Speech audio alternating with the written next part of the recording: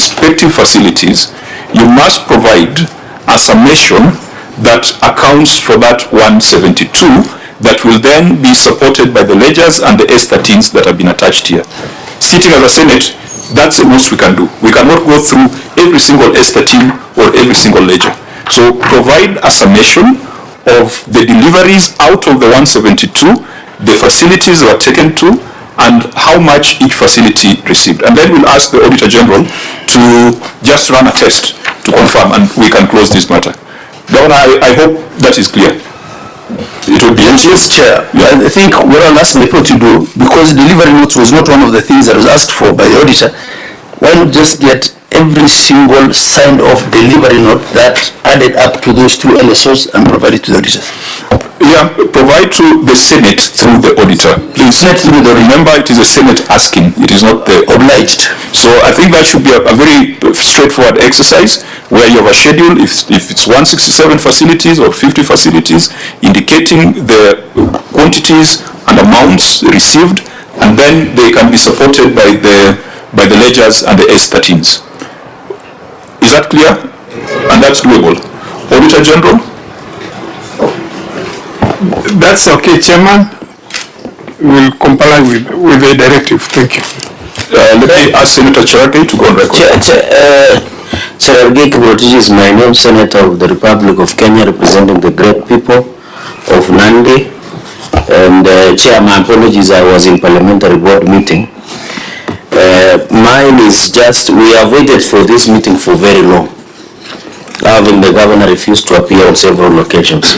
Mine is, Governor, you are contradicting yourself. If you read your own response, page number 3, steps taken. I thought these are already steps that you have taken.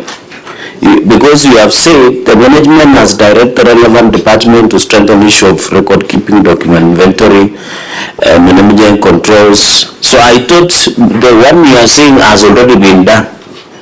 So which is the position? Are you running away from your written submissions that you are going to undertake in future, or it has been done? That is page number 3 of your management responses, where you have put there, then the management and stores officers, because I'm seeing the chair you are directing that the OG retake. I thought they have already taken, because it is written steps taken. So I thought they have already done. They are giving feedback on the matter. Okay, I think you gave you an opportunity to go on record, but you could benefit also from some of the conversations you have had prior to your arrival. I think we have gone through all those issues of documentation, the gaps, the complexities, but what we are concerned about now is accounting for 172 million and making sure that that 172 million went to public hospitals rather than private hospitals, or it was actual delivery rather than phantom deliveries. So I think let's leave it at that, Honorable Senator. When we are reviewing the responses, we'll also be able to consider whether the steps taken will close the gaps in future. Senator Melegu? Chair, I wanted to ask whether the county government included all the S13 forms for every facility, because when I sample Aldas Sub-County Hospital, there are about 4 S13 forms, and when you do the total of the amount of medicine they received, it's actually less than 1 million shillings. So I don't know if this is a sample of S13 for Aldas Sub-County, or it is all S13 forms for Aldas Sub-County Hospital. Does Annex 1 have everything, or it's a sample? It's a sample. Governor? Sample. Chair, taking the questions one by one. I think respond to Senator Leguez. I've addressed the introductory remarks by Sen.Cherargei, so don't go there.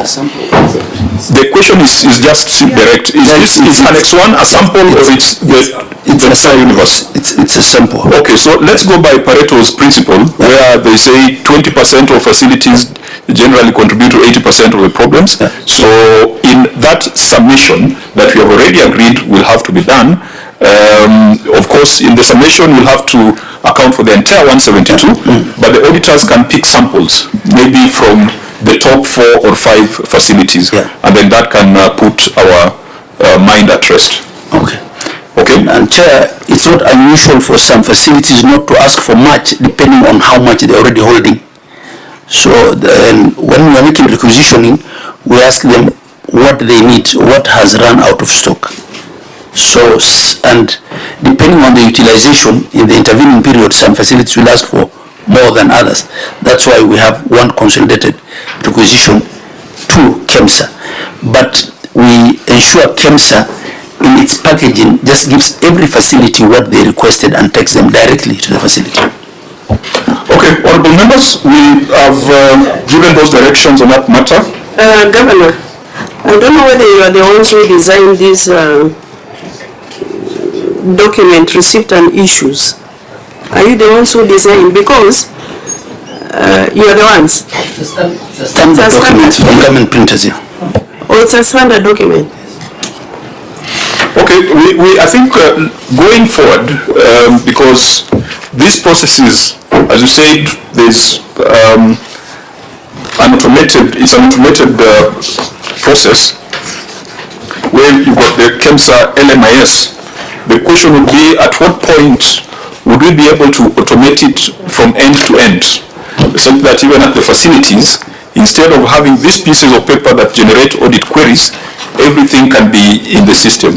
It might not be the question for AGIA, it could be a question that we raise with KEMSA so that it can apply to all the 47 counties. But I want us to move on to the next matter. We've already given directions on that. I've seen the ledgers that are here, but it was filled by one person, but they are not giving us the totals. If these ledgers, what was the essence, without specification, because it has just been written and they have attached with forger. So does it mean the governor will give further documentation, or these are the ones that we'll rely on? I think I had the same problem, and I pressed the governor on the authenticity of those ledgers, and they are explaining that the ledgers are not signed, but they must be read alongside the S13s. So, Auditor General, once we have the submission, please do that. I had a similar concern as Senator Cherargei, so it's a valid observation, but it's already been addressed. Let's make some progress. Go to now issue number 2, expenditure relating to Wajir Municipality. Thank you, Chair. During the year under review, the county executive made payments amount to Kenyan shillings 199,460,538 for salaries, goods, works and services related to Wajir Municipality. The municipality has separate management and structure, hence should carry its operations separately and independently from the county executive to facilitate accountability of its own funds. Management did not provide justifiable reasons for the failure to transfer the funds to the municipality to execute its operations. In the circumstances, the accuracy and regularity of expenditure amount to Kenyan shillings 199,460,538 incurred on behalf of the municipality could not be confirmed. Thank you, Chair. Governor, you may respond. Mr. Chairman, Wajir Municipality is an independent county entity established and governed in accordance with the applicable legal framework, with its own municipal board and management team responsible for its day-to-day operations. The county executive is progressively facilitating transfer of